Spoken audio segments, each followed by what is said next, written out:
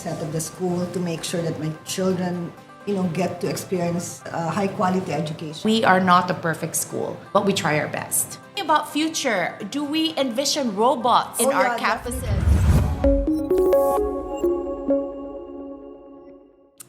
February 13, 2010. I still vividly remember I flew to Manila, came to see you first time. I believe your office was turn right after the gate.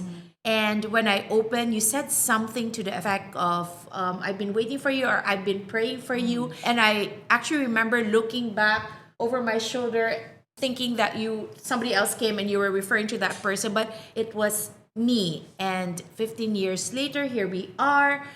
Singapore School Manila, which you founded, is celebrating its 20th year anniversary, and SSC for 15 years. And it's not just our two campuses. There is Singapore School Philippines now with your branch over in Clark and Green Campus in Cavite, right? So looking back, what surprised you the most about this journey? That we're on our 20th year, because you know my story, Trixie. I did not know where to send my children. And that was the only reason at the time why I set up the school, to make sure that my children get to experience high quality education.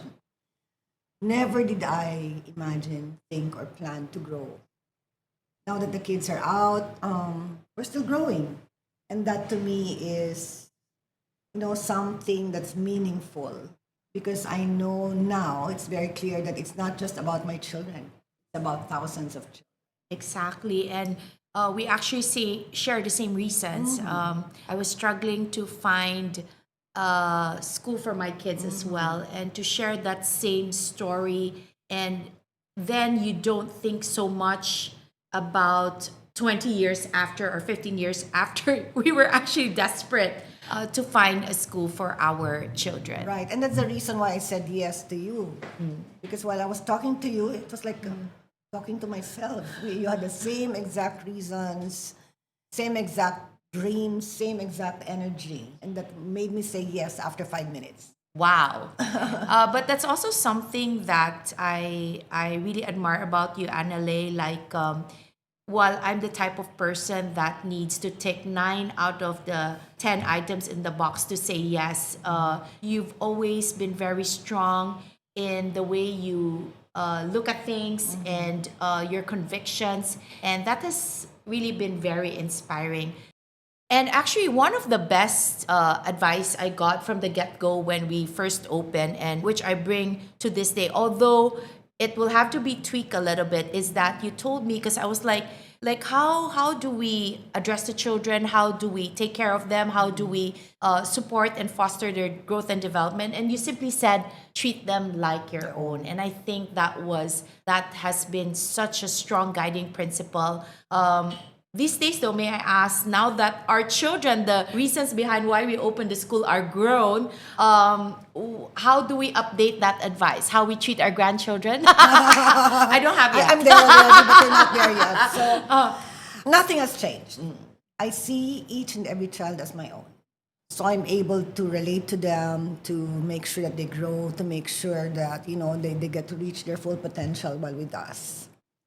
Another advice I think that I gave you that works for me and for you right now is just to be yourself, to be unafraid. It's something that I want my children, the students in SSM, in all our schools, to also learn to be unafraid. And perhaps model that to them, to be courageous. Correct. Although there is a difference in generation, like I really grew up, especially in my family, to not show that side, but I've also started to learn and make people understand that, hey, we're humans. Right? Exactly. Because sometimes the impressions of people, of us being school leaders, is really that we can't make a mistake, and that's not true. And in fact, last school year, or was it last school year? I mean, there's always a couple of instances where I actually say sorry. And I also learned that from you. Correct. I'm here for the presentation for the start of the school year, and I see you share to everybody that we are not a perfect school, but we try our best. So after 20 years, 15 years for us, what has changed in terms of your school leadership? Okay. It was a big realization that I cannot do the job alone, especially Yes. now. Okay, Now so I've that learned we're- to, I try my best to be a multiplier. I hope I'm effective. I want to see strong leaders within my teams. I want the children to learn the same. And I want the parents to really partner with us because we cannot do the job. Half of the job is ours, and half of the job is theirs. So during the parent orientation, I had to say that over and over again that we are partners. We cannot do the job alone. That was a big realization that I'm not a superwoman. I make mistakes. I'm human. I have my own weaknesses and all that. And it would be good to see people grow and become strong leaders along the way. I totally agree. I think the difference between when we first started 15 years ago is it did feel like a one-woman show of a bit because we had that vision. And in my case, I had to sort of like share that vision first. But these days, gosh, I feel like the team already does not even need me so much. And also because we need to keep growing, our job should focus also, spend time to check what's going to happen in the future, right? So speaking about future, do we envision robots in our campuses? Definitely. Yes, but not the teachers, but more there's a saying that teachers cannot be replaced by AI. But teachers who don't know how to use AI will be replaced by teachers who know. Oh, yes. That's why it's important that we need to learn. We need to keep learning, especially now that a lot of things are happening, a lot of changes are happening there. We cannot just relax and say, I know everything already, because what we know today, we will not. Exactly. It will definitely change in the coming years. And that's what I love also when I came to your office and learning about Singapore School, what is the pedagogy, the approach, and really it's embracing what, and not to be traditionalist. No, there are benefits to that, but it's really the best marry of the best traditions we can keep, but also really preparing for that future. So I think what surprised me, if I were to answer my own question, is really after 15, and I'm sure after 20 years, we're still excited. Yes. We're actually like when people feel threatened about AI, climate change, and everything, no. we're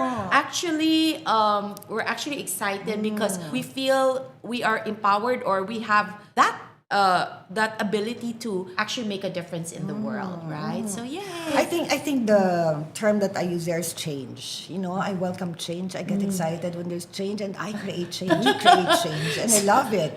I think we are two very the last people that they would expect also in the education field, but it turned out that being so creative and being so open-minded, not that I'm saying traditionalists aren't, but really the eagerness to embrace and actually get so excited. And I even find myself like, oh, what's new? I want to try something new. And really when a challenge comes, to not look it as a problem, but to look it as an opportunity to get to know each other and each other more, and to come up with like not always a solution, but it's always the journey of being human. Right. And it's something that I always tell my teams. If you're not growing, you're already dying. It's important to push yourself up and keep growing. That's the only way we can really thrive. Yes. So shout out also to our respective teams for being able to really carry on that how we started, and embracing that same passion and vision that we all carry with us in terms of education. Right. I know you've spent time understanding Gen Alpha.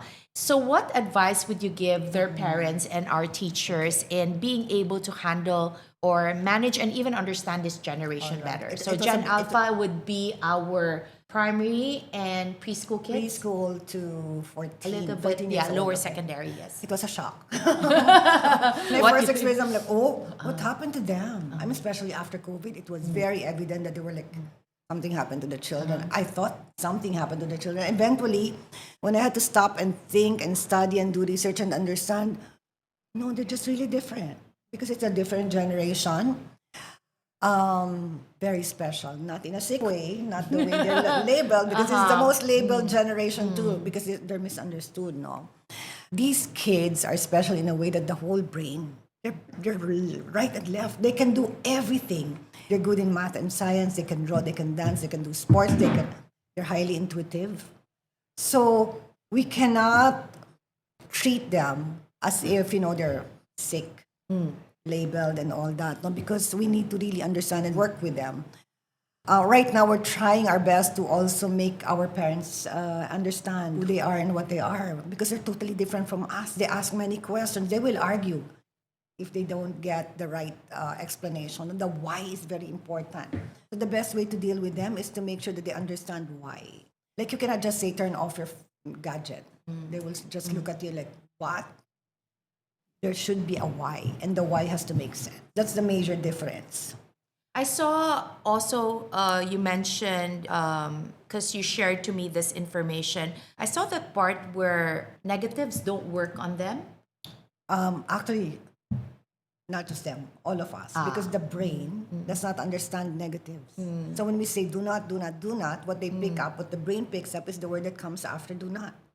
So when we say do not run, they will run. So the language that the brain understands is positive, meaning you tell them what you want them to do. Like, instead of saying do not run, you say walk. So do not use your gadget. We tell them why, and probably Yes, turn off think now, about, because yes, it's time to yes. because you're using it too much, because you're getting addicted to it, and those are all very real. We always say, when I interview parents and I talk to kids, if you cannot turn off anymore, and if you feel angry when your mommy tells you to turn off, that means there's addiction already, which is actually very, very Prevalent. real. Yeah, it's real. And I'm yes. talking about 1 to 100 years old. It's not, with the kids alone, no? So it's important for them to understand that these gadgets are there to help them, to make their work easier, faster, and all that, but not to get addicted to it. So maybe we can invite you to come to SSC and do a talk for our parents, right? Anytime. Has any of your students ever shared that they too one day would like to follow in your footsteps Actually, and open a school? some of them are here already. Ooh, what do you Yeah, mean? they're Like, teachers. wow, you Part already of have. I admin, have our first yes, one. yes. So you have a couple already who graduated from here, graduated from university, and are here. Wow. Yes, and some even said before graduation, I want to be a teacher, I'll come back.